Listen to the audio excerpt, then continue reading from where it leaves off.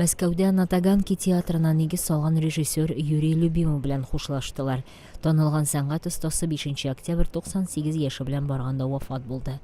1984 елда Совет хакимиятен тәнкыйтьләгәне өчен ватандашлыктан мәхрүм ителгән һәм илдән куылган режиссер соңрак Мәскәүгә кайтып иҗатын дәвам итте.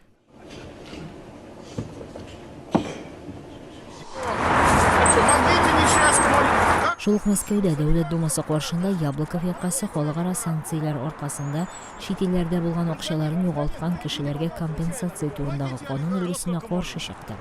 Канун өлгесе бүген беренче укылышта Думада тикшерелде. Әлеге канун Владимир Путинның Италиядә милке туңдырылган миллиардер дусты исеме белән Ротенберг кануны дип аталган.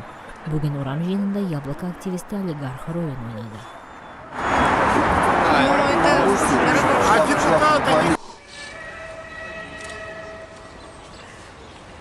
Днепропетровскида көнчыгыш Украинадагы сугышта һәлак булган 21 хәрбине җирләделәр.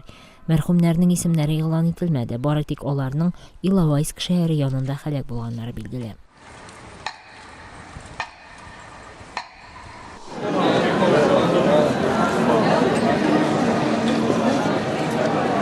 Босниядә дистәләгән яшь активист 12 октябрь үтәчәк сайлауларга кадәр игътибарны үз проблемаларына җәлеп итәр өчен Сараев үзәгендә биюле тамаша оештырды. Бөтен илдән җыелган яшьләр яңа хөкүмәт алдына 50 бурыч куйды.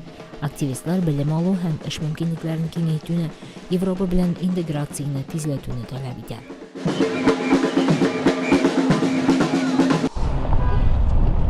Әфганстан башкаласы Кабулда 4 хатын-кызны көчләүдә гаепләнгән 5 кешегә билгеләнгән үлем җәзасы гамәлгә ашырылды. Бу эш илдә киң яңгыраш тапты. Туйдан кайтып килгән хатын-кызларны тотып көчләүчеләргә үлем җәзасын халыкта таләп итте. Үлем җәзасын вазифадан киткәндә генә президент Хамид Карзай да раслады. Тагын бер кеше башка бер кешене үтергәне өчен шулай ук асып үтерелде.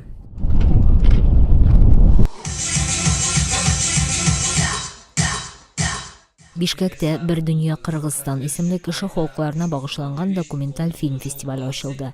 Быел фестивальгә 10 илдән әсәрләр катнаша. Аның темасы үсешкә хокук. Кыргызстанда фестиваль 8нче тапкыр уза. Бу чара дөнья буйлап оештырылган кеше хокукларын яклауга багышланган документаль фестивальләрнең берсе булып тора.